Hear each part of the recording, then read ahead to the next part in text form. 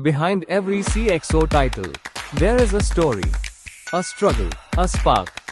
Manobala isn't about designations, it's about the human behind the success. Manobala, connecting great minds. Welcome to CXO Journey and HR Mantra, presented by Manobala.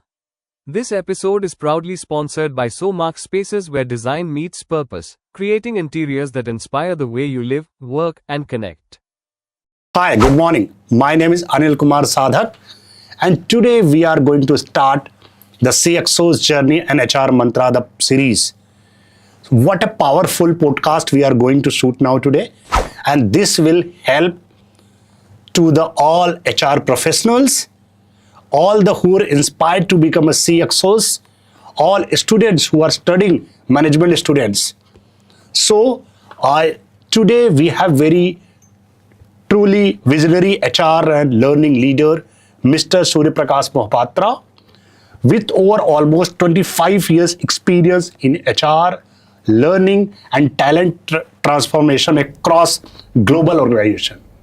He is working with the India top IT services company, and in his entire life, his deep commitment to lifelong, especially learning, leadership development, and digital skilling, has his more than 1,000 peoples he across the globe. He has coaches and mentor and ongoing.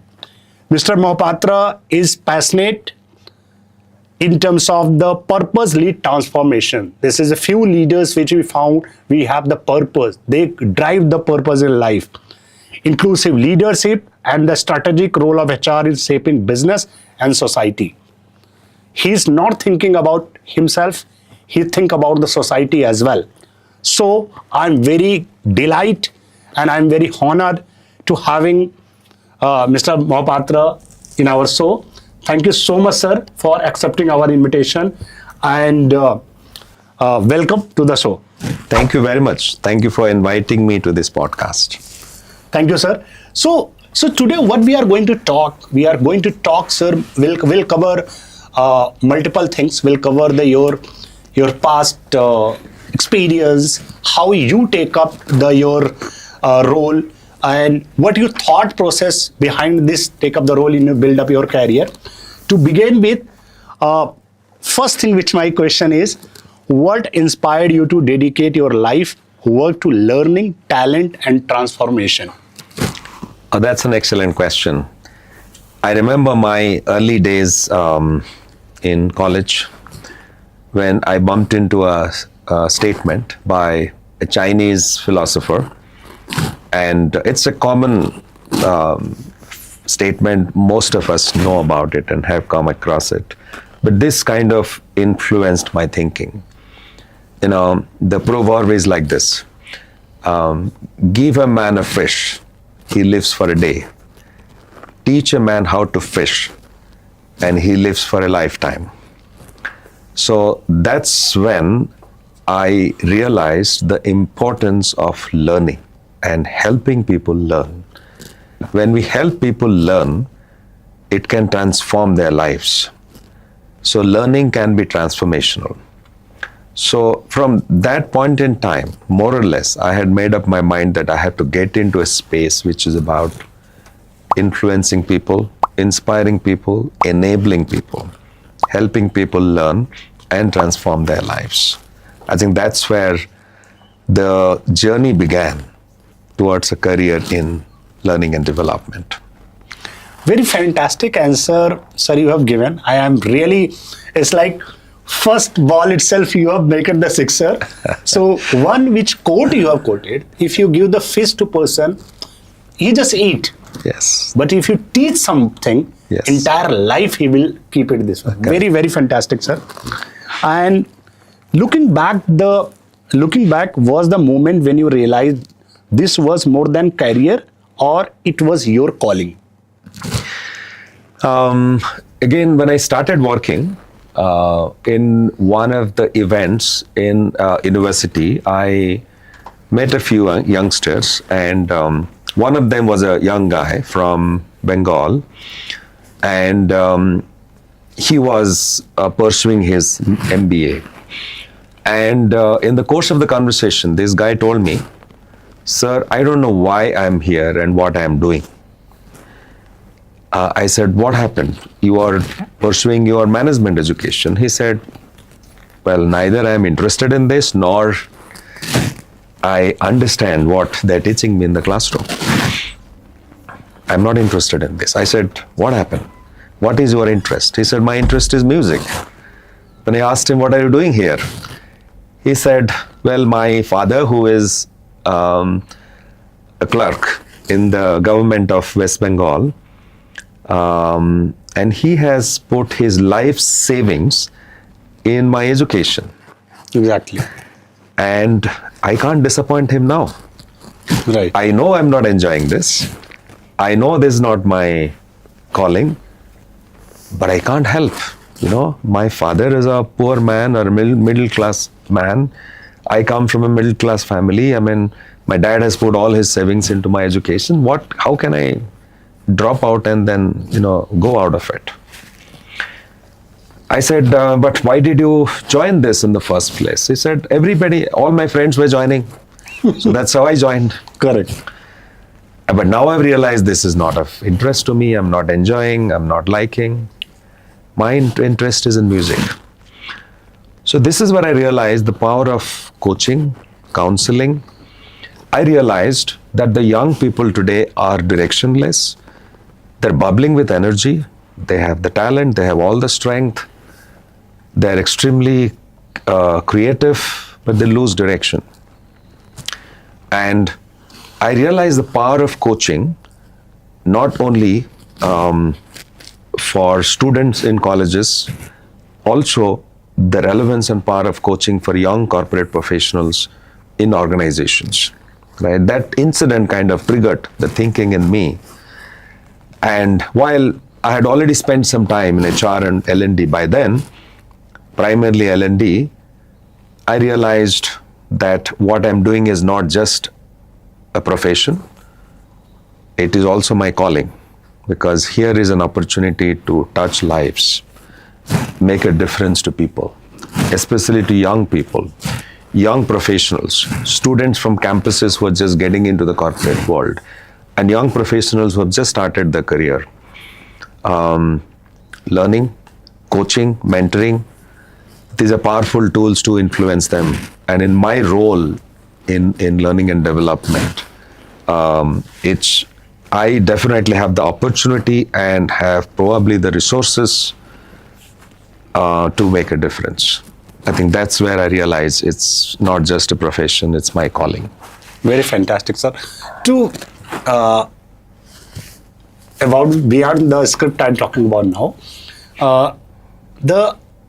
nowadays there is a hype in the market, Gen Zs, about the Gen Zs.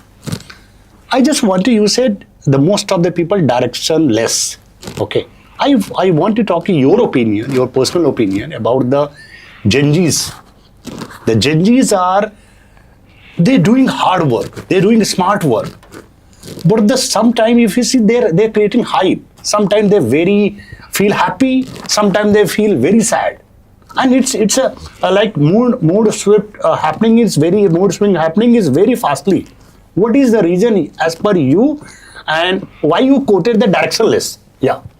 If you can just give your opinion. Yes, I think in today's world, in the age of technology, scientific advancement, opportunities are plenty, possibilities are many. The youngsters, especially the millennials, the Gen Z, they come with lot of energy, ambition, creativity, filled with talent. They're ambitious, want to make a difference. But sometimes what is also important for young people today to understand is there are certain things in life that take time. Correct. Right? Which requires patience, which requires collaboration with people.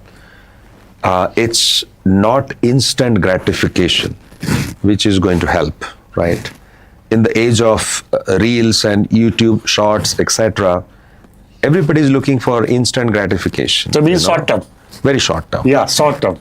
some of the research findings tell us that the attention span of young people today is 9 seconds. 9 seconds. Yes, 9 seconds. And if you compare to earlier generation? It was definitely more. Okay. Definitely more, but today is 9 seconds. So, if you are looking at something on the screen, you get bored after 9 seconds. You want to look at something else. My God. Right. It's a very interesting data you told. Yes. And that's a killer. That's a time waster. That doesn't allow you to focus, concentrate, go deeper into things, right? So then you operate at a very superficial level. So we'll have to help our people, young people in particular, to learn how to become patient, how to stay focused, how to concentrate, how to develop empathy, because in an era when we deal with devices a lot, we are disconnected from people, right? And that's what we are more connecting with devices. Yes. But we are disconnecting with the peoples. Yes. So emotional intelligence and empathy in particular is missing, right? So this is where we have to help as people probably who have seen both the worlds, Correct, the past, exactly. the present. It's very important we can bring in that perspective. And these generations can actually supplement and complement each other. It'll be stupid to say that the older generation has more wisdom and more experience. No. Correct. Yeah, the question is how relevant is our experience in today's world, right? The young people probably bring in knowledge about the latest technology, the business models, etc. So that's where I think complementing each other is the key. So when I say directionless, because sometimes when you have a lot of energy, a lot of power, you have the hunger in your belly, True. and you jump into the race, and then what is important is you need to take a pause, step back, and then say, what am I running for? What is my destination? What is the purpose that I am trying to achieve? So that is very interesting to say. Yes. Purpose. Yes. We need to find out what is the purpose and Yes. what end goal. What is end goal is there. Exactly. Yeah, that's very interesting. In the absence of that, you'll be in a rat race and nothing else.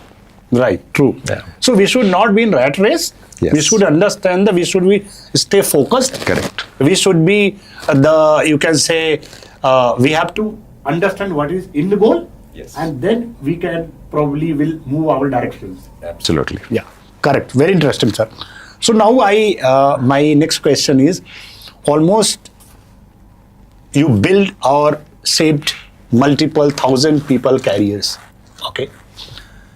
Who shaped your careers in early days? Who shaped my career in my early days? I think it is my spiritual master, Sri Thakur Anukul Chandra. Okay. Who I have been very profoundly influenced by his philosophy, ideology, and teachings. Sri Thakur Anukul Chandra believes that every human being is a living universe. He says the potential of every individual is infinite. Everyone is unique. He is the best in this world in something, inexhaustible, unparalleled. So he has immense faith in the human potential, and that kind of influenced me. His mission, he calls his mission, he calls it man-making mission, right? It's about man-making, right? While we talk about various other things, he talks about man-making. So I was deeply influenced by that. So that's how my, interest in human beings, the human psychology, the human purpose, what drives human beings towards excellence, what derails human beings from their goals. I think all this, I think kind of started intriguing me. And then and today that I'm in a profession where I deal with human beings, and try and enable and inspire human beings every day. I think the journey began, that's kind of, that was driven by my spiritual inclination and primarily by the ideology of my spiritual master, Sri Thakur Anukul Chandra. Good, sir. Yeah. And now I can say you have the established career, working with the top India's IT services company. You have name, you have fame, almost settled in the life. After 25 years of career, what motivates you every day to do more and keep doing that? When I wake up, when I go to bed in the night, and when I wake up in the morning, there is one thing that always bothers me, is there is just so much to do and there is so little time. So that motivates me to be at it every day, right? There is just so much to do and we have to do that.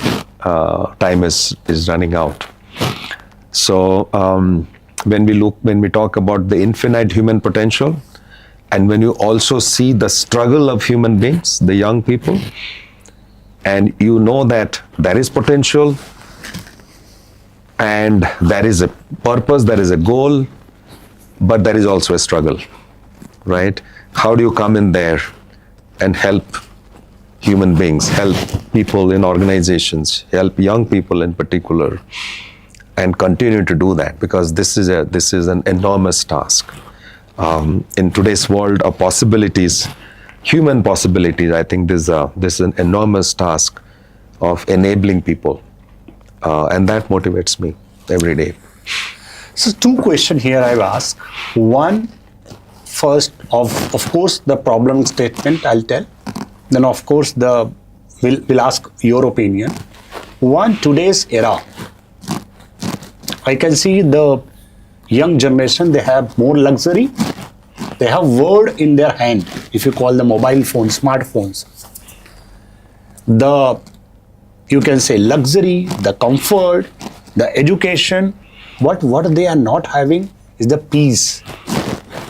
What they're not having, the satisfaction. What they're not having, the empathy. Yeah. So, and I can see watching the news, articles, 10th grade students are attempting depression and sadness. What you found that, what could be the reason to, after having so many things in their plates, still they are worry, fear, having their life? Yes. Multiple things. I think what you said is very pertinent. I was in IIT Delhi recently in a conference, and I met a few young students, and they said that every year about 3 to 4 students in IIT Delhi commit. I don't know how far it is correct statistically, but that's what some of the students told me. IIT Delhi, brightest minds of the country, and they commit. I asked them why. They said, love, relationships, break up in relationship, peer pressure, performance pressure. Everybody back home believe that you are the brightest, smartest kid in the country, or you are one of them. But the IIT curriculum is one of the toughest, right? You fail in one subject, in one of the term examination, and your parents just don't accept it. They say, what the hell you are doing? You went to the best institution in the country, and then you have stopped studying. You are probably, spending more time drinking and, partying. But they don't realize that their child is also vulnerable, can fail, right? Can have a bad day. And the expectations from parents is enormous. Peer pressure, performance pressure. And when the campus placements, happen, my friend gets selected in the best company, I got an average company, right? You just see what is weighing in their mind. What is the measurement of success today, right? The measurement of success, which is the best B school in the country or the engineering college in the country which gets the highest offer in the placement, right? The student which gets the highest package. Who is the best painter? Whose painting is auctioned for the highest amount, right? Who is the best player in IPL? Probably who gets auctioned for the highest amount. So what is a measurement? How does the society measure success today, right? In terms of dollars, right? Money. And when the measurement of success is that, right, you are in a rat race to get there, right? Then sometimes you take shortcuts to get there. Then the focus is not about value creation. The focus is not about making a difference. The focus is not about profoundly, immensely enjoying what you are doing, but rather looking at how much money that you're going to make. So I think all of this, coming together, the combined effect of all of this, peer pressure, parents' pressure, money as a success criteria for professional and personal success, have put immense pressure on the youngsters. And sometimes, they take the wrong path, And because you have, as you said, the world on your palm, you sometimes believe that, everything is in your control, but you realize it is not. And other biggest challenge today is the conceit of knowledge. It's the belief that I know it all. Everything. Right? I know everything. Yes. So that makes you less humble, right? Less polite. The moment you believe that I know it all, learning stops. True. I think that's another big challenge that the society, especially I will not label this as a youngster's problem. I think a lot of human beings deal with that today. Correct.